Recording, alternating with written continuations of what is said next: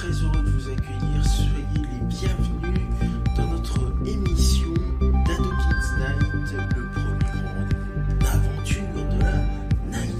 Bip bip, olé. Très heureux de vous accueillir. Nous poursuivons notre émission et nous allons bientôt la clôturer. Dans un instant, voici votre 22h30 aventurier, votre nouveau rendez-vous d'aventure qui va vous proposer un programme incroyable. Restez avec nous, nous allons parler d'un célébrissime aventurier. Alors ne bougez pas, vous êtes bien sur Ado Kids TV, le meilleur de la jeunesse télévisuelle disponible sur vos tablettes, vos smartphones et vos écrans d'ordinateur, et vous regardez avec intérêt le 21h minuit, nouvelle génération Ado Kids Night, le premier rendez-vous d'aventure de la night. Bip bip, olé. Nous sommes ensemble jusqu'à 23h pour ce programme et vous êtes les bienvenus. C'est parti, en route, il est 22h30.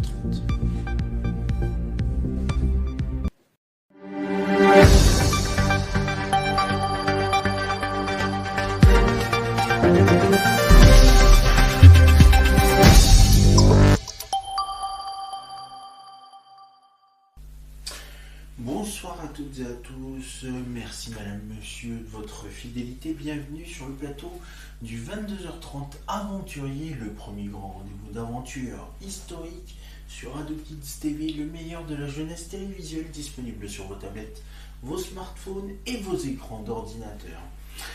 Très heureux de vous accueillir dans ce 22h30 Aventurier, après avoir parlé de Christophe Colomb, après avoir parlé de Marco Polo hier. Aujourd'hui nous allons parler d'un deuxième aventurier dans cette émission. Il s'agit de Christophe Colomb.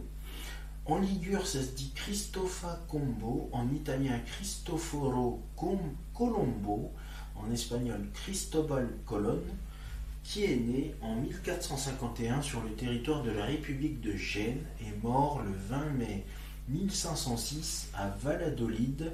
C'est un navigateur génois au service des rois catholiques Isabelle de Castille et Ferdinand d'Aragon, célèbre pour avoir, selon la formulation traditionnelle, mais seulement en partie exacte, découvert l'Amérique en octobre 1492. D'abord navigateur et commerçant en Méditerranée, au service de négociants génois, Christophe Colomb poursuit cette carrière au Portugal à partir de 1476, alors que les navigateurs portugais progressent depuis les années 1420 le long des côtes d'Afrique et envisagent à cette époque d'atteindre les Indes, l'Asie de l'Est. Par l'océan Indien, il élabore le projet alternatif d'atteindre les Indes en naviguant vers l'ouest à travers l'océan Atlantique, la mer Océane. Son projet est rejeté en 1484 par le roi de Portugal, Jean II. Colomb émigre en 1485 en Castille, où il tente de convaincre les rois catholiques qu'il rencontre dès janvier 1486. Il lui faut encore attendre 6 ans pour obtenir une réponse favorable, peu après la prise de la Grenade et la fin de la Reconquista en janvier 1492.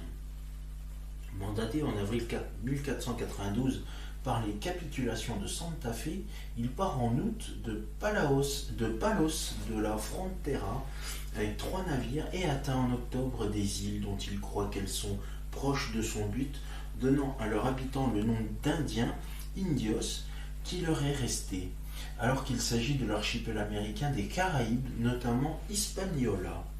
À son retour en mars 1993, il connaît la gloire et est officiellement nommé amiral de la mer Océane, gouverneur et vice-roi des Indes, devenant l'égal des grands d'Espagne. Dès son deuxième voyage, qui débute en septembre 1993, il s'engage dans la colonisation d'Hispaniola, dont il est gouverneur. Mais cette colonisation ne se passe pas bien. Les compétences de Christophe Colomb comme administrateur colonial sont inférieures à celles de navigateur et explorateur. Critiqué de tous côtés, il rentre en Espagne en 1496, parvient à se justifier, repart à Hispaniola en 1498, mais la situation dans l'île ne s'arrange pas. En 1500, un émissaire des rois catholiques envoyé en inspection le met aux arrêts et le renvoie en Espagne. Il est rapidement libéré par les souverains, mais perd ses titres de gouverneur et de vice-roi. Lorsqu'il est autorisé à repartir pour un nouveau voyage en 1502, il lui est même interdit de faire escale à Hispaniola. Ce quatrième voyage d'exploration est très difficile. Rentré en 1504 en Espagne, Colomb est affaibli par les épreuves et meurt en 1506.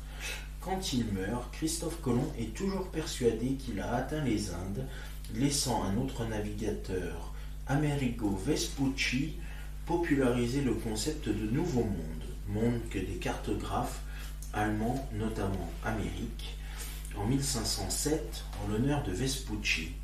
Le bilan d'explorateur de Colomb est cependant notable. Il a découvert un grand nombre des îles des Caraïbes et nommé plusieurs d'entre elles, notamment la Guadeloupe, Marie-Galante, la Trinité, la Dominique, etc.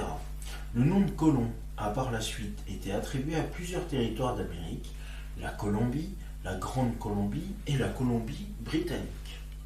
On peut aussi rappeler que Colomb n'est pas le premier navigateur européen à avoir traversé l'océan Atlantique. Des Vikings venus d'Islande se sont établis pendant plusieurs décennies au Groenland avant d'atteindre vers l'an 1000 des régions de l'est de l'actuel Canada, établissant une colonie nommée Vinland à l'embouchure du fleuve Saint-Laurent en Terre-Neuve. Mais ces expéditions n'ont pas produit de documentation connue dans les pays d'Europe et de l'Ouest, et surtout n'ont pas eu pour conséquence l'échange humain et biologique unique dans l'histoire qu'on appelle l'échange colombien. Christophe Colomb est considéré comme un acteur majeur des grandes découvertes des XVe et XVIe siècles, et son premier voyage est l'un des événements importants qui marquent le passage du Moyen-Âge au temps moderne. Revenons un petit peu sur ses origines. Le lieu de naissance de Christophe Colomb est incertain, mais les historiens considèrent aujourd'hui qu'il est d'origine ligure, les environs de Gênes. Cette origine génoise du navigateur a été établie à la fin du XIXe siècle. Cependant, à l'occasion du 400e anniversaire de la découverte de l'Amérique, de nombreuses régions ont revendiqué être son lieu de naissance. Le pays catalan, le pays judéo-espagnol, séfarade, portugaise ou corse. Et différents chercheurs vont également dans ce sens. L'hypothèse d'une origine judéo-espagnole est mise en avant par une étude présentée dans un documentaire de 2024, fondée sur des tests ADN pratiqués sur ses restes ainsi que sur ceux de son fils. Christophe Colomb est probablement né entre le 26 août et le 31 octobre 1451 sur le territoire de la République de Gênes. Il est l'aîné des 5 enfants de Domenico Colombo et de Susanna Fontanarossa. Son père est un tisserand originaire de Lombardie, d'abord installé à Gênes, puis, à la suite de troubles politiques dans la cité, parti en 1470 à Savone, en Italie, pour ouvrir un établissement textile et une taverne. Les historiens peinent à retracer la formation et l'adolescence de Christophe Colomb entre 1455 et 1470, étant donné la pauvreté des sources fiables disponibles. Contrairement à ce qu'écrit son fils biographe Fernand Colomb, il n'a pu fréquenter l'université de Pavie pour étudier la cosmographie, l'astrologie et la géométrie, Domenico Colombo n'ayant pas les moyens suffisants pour l'y envoyer. Autodidacte acharné, il passe probablement cette période entre l'atelier de tissage paternel, les sorties en mer et la vente des tissus à Savone. En tant qu'aîné, Christophe devient probablement apprenti tisserand. Il est très tôt influencé par le livre des merveilles de l'explorateur vénitien dont nous avons parlé hier, Marco Polo. Par les écrits de Christophe Colomb, on sait qu'il a puisé ses idées sur les dimensions de la Terre, dans ses lectures de quelques ouvrages comme l'Imago Mundi de Pierre Dailly, ouvrage dont la rédaction a été achevée en 1410, l'Historia Rerum ubique Gestarum de Pie II en 1477, de Consuetudinibus et Conditionibus Orientalium Regionum, une traduction latine du livre de Marco Polo, publié à Anvers en 1485, une traduction en italien de l'Histoire naturelle de Pline l'Ancien, la traduction en castillan des vies parallèles des hommes illustres de Plutarque, ou encore la géographie de Claude Ptolémée, dans une édition parue à Rome en 1478. Ce sont surtout les 3 premiers ouvrages qui ont nourri ses réflexions. Il a rédigé 2565 notes en marge de ses livres, 877 dans les traités de Pierre d'Ailly, dont 475 pour l'Imago Mundi. Il a noté en marge de l'Imago Mundi qu'il a navigué jusqu'au fort portugais de la Mine vers 1482. En marge du livre écrit par le pape Pie II, il a noté qu'il a fait un voyage vers l'Islande en 1477 et qu'il a vu à Galway, en Hibernie, actuelle Irlande, dans 2 barques à la dérive, un homme et une femme d'allure magnifique. Nous allons parler de sa période génoise et de ses débuts professionnels. Donc la période génoise pour lui entre 1472 et 1476. Il affirme dans une de ses lettres avoir été matelot dès l'âge de 10 ans. Selon la biographie de Fernand Colomb, en 1472, il est au service de René d'Anjou, roi d'Aragon de 66 à 72, combattant contre Jean II, roi d'Aragon avant 1466 et après 1472, et opère en tant que corsaire. Christophe Colomb fait l'année suivante ses débuts en tant que marchand au service des familles génoises Centurion, Dinegro et Spinola. En 1474, il participe à un voyage commercial sur l'île de Chios, qui lui aurait permis de devenir financièrement indépendant de sa famille. Il évoque à ce jour, en écrivant plus tard, à propos de certains végétaux des Caraïbes, ces plantes ressemblent aux lentisques que j'ai vues sur l'île de Chios. Pendant sa période portugaise de 1476 à 1485, en 1476, il embarque sur un convoi génois à destination de Lisbonne et de l'Angleterre, qui est attaqué par des pirates français. Colomb se réfugie dans le port de Lagos, au sud du Portugal, puis part chez son frère Bartolomeo, qui est cartographe à Lisbonne. Il reste ensuite au Portugal, où il trouve du travail grâce à la communauté génoise de Lisbonne. Il navigue notamment vers les îles britanniques, peut-être jusqu'en Islande. En 1479, il épouse, bien que roturier, Philippa Moniz, issue d'une famille de petite noblesse portugaise, fille de Bartolomeu Perestrello, 1395-1457, un des découvreurs de Madère et capitaine-gouverneur de Porto Santo, avec qui a commencé la colonisation de cette île en 1425. Philippa meurt peu de temps après la naissance d'un fils, Diego, né vers 1480, peut-être sur l'île de Porto Santo. Ce lien matrimonial le met en relation avec le milieu des marins portugais qui naviguent le long des côtes d'Afrique à la recherche du passage vers l'océan Indien. Il s'agit d'un secteur où seuls les Portugais ont le droit de naviguer ou des étrangers expressément autorisés par le roi. Christophe Colomb se perfectionne alors dans les sciences relatives à la navigation, auprès de son frère, mais aussi grâce aux cartes que la famille Perestrello a conservées après la mort de Bartolomeo. Les cartes des vents et des courants des possessions portugaises de l'Atlantique. Il se documente aussi en lisant des traités de géographie, notamment Imago Mundi de Pierre d'Ailly et la Cosmographia d'Enea Silvio Piccolomini, humaniste mais aussi pape sous le nom de Pie II, de 1458 à 1464, 2 ouvrages qu'il a abondamment annotés dans les marges. Le projet de voyage vers les Indes orientales par l'Atlantique. L'état des connaissances vers 1480.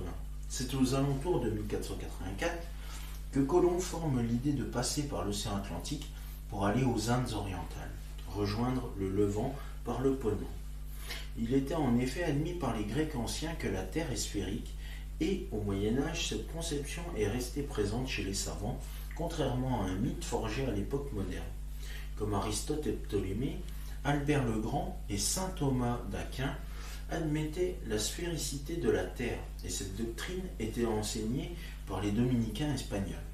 L'idée que les îles pouvaient exister dans l'océan Atlantique a été entretenue par la découverte des îles Canaries au milieu du XIVe siècle, des Açores qui apparaissent sur des cartes à la fin du XIVe siècle et sont redécouvertes en 1427 des îles du Cap-Vert en 1456, ainsi que par la présence de bois exotiques flottants apportés par des courants d'ouest. Il n'est pas impossible que des navigateurs aient pu aborder sur la côte brésilienne qui se trouve à 370 lieues des îles du Cap-Vert, car Jean II du Portugal a fait déplacer la limite du traité des Tordesillas en 1494 avant la découverte officielle de la côte du Brésil en 1500 par Pedro Álvares Cabral. Mais les Portugais s'intéressent surtout à l'exploration de la côte de l'Afrique de l'Ouest, commencée en 1415, et dont ils ont obtenu le monopole par plusieurs bulles pontificales, 1452, 1455 et 1481. En 1484, les marins portugais ont dépassé l'embouchure du fleuve Congo et le cap de Bonne-Espérance va être découvert en 1488. Le point de vue de Colomb sur la circonférence de la Terre. Le 23 juin 1474, le cosmographe Paolo Toscanelli écrit une lettre au marin portugais Fernão Martins, dans laquelle il expose son idée d'une route occidentale vers l'Asie. Il joint dans sa correspondance une carte montrant que la distance entre l'Europe et l'Asie par l'ouest est beaucoup plus courte que ce que l'on pensait. Martins transmet cette correspondance au roi du Portugal Alphonse V, carte que Colomb a probablement copiée lors de son séjour au Portugal, et il raccourcit cette distance à 2400 milles marins. Au moment où Christophe Colomb envisageait de faire son voyage vers l'ouest, Martin Behaim a réalisé son globe à Nuremberg en 1492 après avoir séjourné au Portugal. Hieronymus Munzer a écrit en 1493 au roi Jean II du Portugal pour l'engager à faire des recherches maritimes vers l'ouest. Concernant la circonférence de la Terre, Ératosthène 276-194 en avait calculé une estimation à peu près correcte, environ 39 375 km. Mais les textes grecs sont mal connus à l'époque. Ce sont donc les estimations du cardinal et astronome Pierre Dailly que Christophe Colomb utilise. Dans le chapitre de Quantitate Terrae de son livre Imago Mundi, l'estimation reprise est celle de l'astronome arabe Al-Farjani au IXe siècle, de 56 miles, 2 tiers pour la longueur d'un arc d'1 degré, soit au total 56 plus 2 tiers fois 360 égale 24 miles pour la circonférence de la Terre. Pierre Dailly annonce donc ainsi une conversion en 10 200 lieues, en donnant à la lieue une valeur de 2 miles. Ce nombre paraissait exagérément élevé, écrit à Christophe Colomb. Il le divise par 2 en adoptant pour la lieue marine la valeur de 4 miles. 1 degré correspond à 56 miles, 2 tiers, et le circuit de la Terre est de 5100 lieues.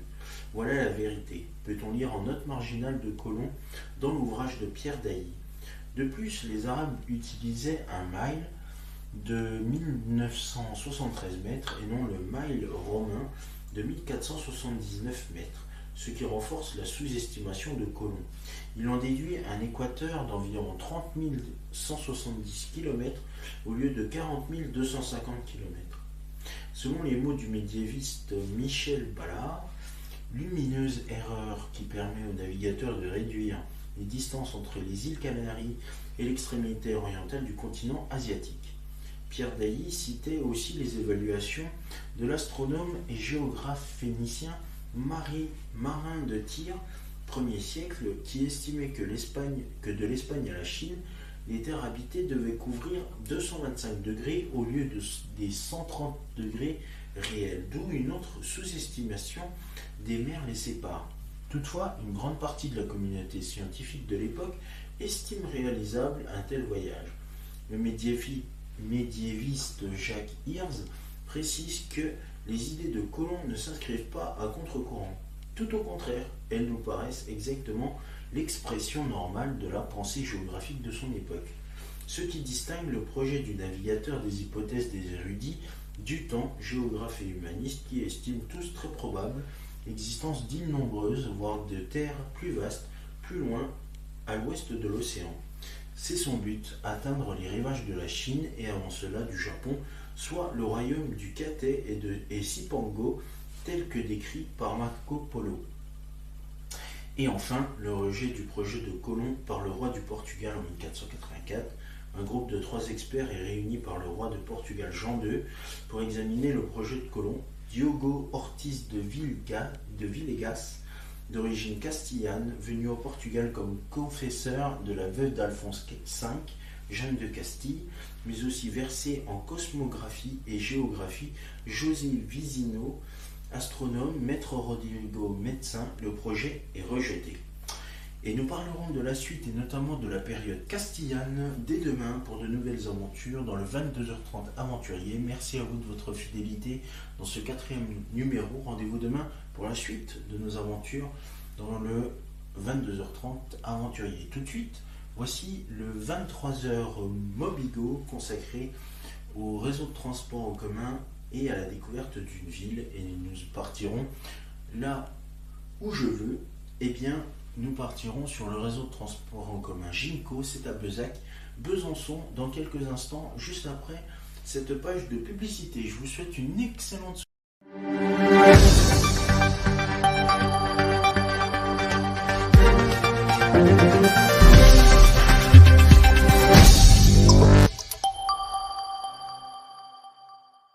Mes petits poussins, mes petits poulets, vous pouvez voir s'afficher sur votre écran les réseaux sociaux, mais aussi le compte YouTube d'AdeKids TV. Commentez, likez sur Facebook et Instagram et abonnez-vous à la chaîne YouTube d'AdeKids TV. Et c'est la fin de notre 21h30 Géo, de notre 22h30 aventurier. Merci à vous de votre fidélité et de nous avoir suivis. Prochain rendez-vous demain pour de nouvelles aventures. La suite de vos programmes avec le 23h Mobigo vous attend pour la découverte d'un réseau de transport en commun dans une ville. Je vous souhaite une excellente soirée sur AdeKids TV. Merci, salut.